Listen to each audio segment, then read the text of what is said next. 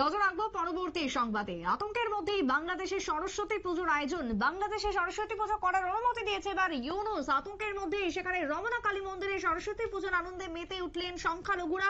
যদিও সেক্ষেত্রে শুধু সংখ্যালঘুরা নয়, অনেকেরই সেখানে ভিড় লক্ষ্য করা গেছে। রমনা কালী মন্দিরে সরস্বতী পুজোয় হিন্দুদের ব্যাপক উৎসাহ ছিল। ইউনুসের আমলে বাংলাদেশে সরস্বতী পুজো, যদিও এই সরস্বতী পুজোকে কেন্দ্র করে এখনো পর্যন্ত কি আদৌ কোনো অঘটন রয়েছে বা ইউনুসের ক্ষেত্রে কি নতুন কোনো চক্রান্ত লক্ষ্য করা গেছে, জানবো বিস্তারিত। তবে তার আগে কি বক্তব্য বাংলাদেশ থেকে উঠে এসেছে শুনুন। ধর্মবর্ণ নির্বিশেষে মানুষরা যেন আনন্দে মিলিত হতে পারে, এই উৎসব সেই সুযোগ তৈরি করে দেয়। সরস্বতী পূজাও তাই। যুগ যুগ ধরে আমাদের সমাজে এই রীতি চলে আসছে। আমরা এই মূল্যবোধকে উচ্চে তুলে ধরি। আমাদের সমাজে এক ধরনের সম্প্রীতির সুবাতাস বউক, সেই কামনা করি। সবাই সুস্থ থাকুন, সবার মঙ্গল। আপনারা শুনলেন সংশ্লিষ্টদের বক্তব্য। টেলিফোন লাইনে রয়েছেন প্রতিনিধি শতাব্দী দেবনাথ। শতাব্দী, এই যে বাংলাদেশে ইউনুসের আমলে সরস্বতী পুজো, সে কেমন হলো এবারে সরস্বতী পুজো হাসিনা বিহীন বাংলাদেশে, কি বলবে? দেখো, এই মুহূর্তে বলতে পারি বাংলাদেশের সাম্প্রতিক সময়ের যে ছবি, এতে করে একটা ভয়ঙ্কর বাংলাদেশের যে রূপরেখা সৃষ্টি হয়েছে, সেখানে এত সুন্দরভাবে সরস্বতী পুজো, সেটা হয়তো আজকের দিনে ভাবা যায় না।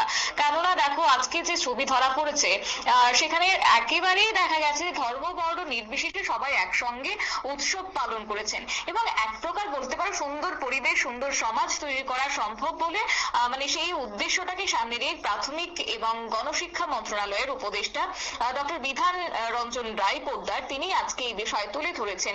এবং সেই সঙ্গে দেখো, সোমবার সকাল থেকেই রমনা কালী মন্দির এবং বাংলাদেশের সচিবালয়ে সেখানে পূজা উদযাপন করা হয়েছে এবং সেই সঙ্গে কল্যাণ পরিষদে আয়োজিত হয়েছে বাণী অর্চনা এবং সেখানেই কার্যত যোগ দিয়েছেন বিশিষ্ট অতিথিরা এবং তারা একেবারে স্পষ্টভাবে বলেছেন যে নির্বিশেষে আমরা সবাই যেন একত্রিত থাকতে পারি। এই উৎসব আমাদের সেই সুযোগ করে দেয় এবং একটা সুন্দর সমাজের জন্য এই একত্রিত হওয়াটা অত্যন্ত জরুরি, খুব প্রয়োজনীয়। এবং আরো একটি বিষয় উঠে এসেছে যে বিশেষ অতিথিদের বক্তব্যে বাংলাদেশের সচিবালয়ে যে পুজো উদযাপন করা হয়েছে, পরিষদের সভাপতি তোমার শ্রী জ্ঞান রঞ্জন সচিবালয়ের কর্মরত 750 সনাতনী ধর্মাবলম্বীদের জন্য কোনো উপাসনালয় নয় তাই সেক্ষেত্রে সচিবালয়ের সনাতন ধর্মাবলম্বীদের ধর্ম পালনের জন্য একটি স্থান বরাদ্দে তিনি আজকে দাবি করেছেন। কারণ দেখো, এই সাম্প্রতিক কালের যে ছবি, এবং তাই নয়, আমি যদি আজ থেকে দুদিন আগের কথাও বলি, সরস্বতী পুজো যখন ছাত্র ছাত্রীরা উদ্যোগ নিয়েছেন সেখানে সংখ্যালঘুদের মধ্যে, তাদের পরও কিন্তু দেখা গেছিল যে একটি কালী মন্দিরে সরস্বতী প্রতিমা ভাঙচুর করা হয়েছে।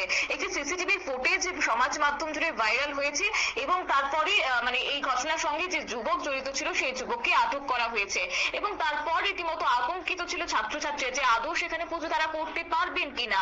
এবং সেক্ষেত্রে এই যে ঘটনার সঙ্গে যে যারা জড়িত ছিল দুষ্কৃতীরা, তাদের তাদের মধ্যে একজনকে গ্রেপ্তার করা হয়েছে এবং যে খবরও আমরা পাচ্ছি যে শুক্রবারে রাত 11টার দিকে সেই ভাটি লক্ষ্মীপুর এলাকায় একটি কালী মন্দিরে একটি ঘটনা ঘটানো হয়েছে এবং 12:30টার দিকে ওই যুবককে যদিও পরবর্তীতে আটক এসেছে ফরিদপুর কোতোয়ালি থানার পুলিশ এবং পুলিশ সেই সময় এও জানিয়েছে যে আটক ওই যুবকের নাম মোহাম্মদ মিরাজ উদ্দিন এবং তিনি ইজি বাইক চালিয়ে জীবিকা নির্বাহ করেন। তবে তিনি রাজবাড়ী সদর উপজেলার বসন্তপুর ইউনিয়নের বাজিতপুর গ্রামের বাসিন্দা এবং বর্তমানে তার রাজবাড়ী রাস্তার মোড়ে একটি বাসায় তিনি থাকেন। কিন্তু মন্দির কমিটির যিনি সদস্য রামচন্দ্র মালো তিনি বলেছেন যে আমাদের মন্দিরটি ভাটি লক্ষ্মীপুরের একটি সড়কের পাশে। শুক্রবার রাত্রি আনুমানিক যখন 11টা ঠিক তখনই মন্দিরের সামনে একটি বাইক এসে দাঁড়ায় এবং এরপরই নাকি চালক সেখান থেকে বাইক থেকে নেমে মন্দিরের বারান্দায় যায় এবং বারান্দায় ঢুকে সরস্বতী প্রতিমাকে লক্ষ্য করে সরস্বতী প্রতিমাকে ধাক্কা মারে এবং ভাঙচুর করেছে এবং তারপরে কিন্তু একটা ভয়ঙ্কর পরিবেশ সৃষ্টি হয়েছে, আতঙ্কের পরিবেশ সৃষ্টি হয়েছে। কিন্তু আজকের দিনে যে ছবি একেবারেই নজিরবিহীন হয়তো বা বাংলাদেশের ক্ষেত্রে, এবং এটা অত্যন্ত জরুরি বলেও কিন্তু বিশেষজ্ঞরা মনে করছেন। সুন্দরভাবে আজকে পুজো কেটেছে কালী মন্দির সংলগ্ন এলাকায়, যেটা আজকে তুলে ধরা হয়েছে রমনা কালী মন্দিরের যে ছবি আমরা দেখিয়েছি আজকে পর্দায়। সুপ্রীতি। একেবারে তাই, ধন্যবাদ তোমায় শতাব্দী। অর্থাৎ আজকে বাংলাদেশের যে ছবি ধরা পড়লো তা বিগত কয়েকদিনের যে হিংসা, বিগত কয়েকদিনের যে পরিস্থিতি পরিবেশ তা থেকে অনেকটাই ভিন্ন। কারণ আজকে হিন্দুরা মেতে উঠলেন সরস্বতী পুজোর আমেজে, সরস্বতী পুজোর আনন্দে। ঢাকার যে ঐতিহ্যমণ্ডিত রমনা কালী মন্দির রয়েছে সেই কালী মন্দিরে আজকে সরস্বতী পুজোর সেই এক্সক্লুসিভ ছবি তুলে ধরলাম নিউজ ভ্যানগার্ডের পর্দায়। সংবাদ আপাতত এখানে শেষ করছি। পরবর্তী নিউজ আপডেটের জন্য চোখ রাখুন শুধুমাত্র নিউজ ভ্যানগার্ডের পর্দায়। নমস্কার।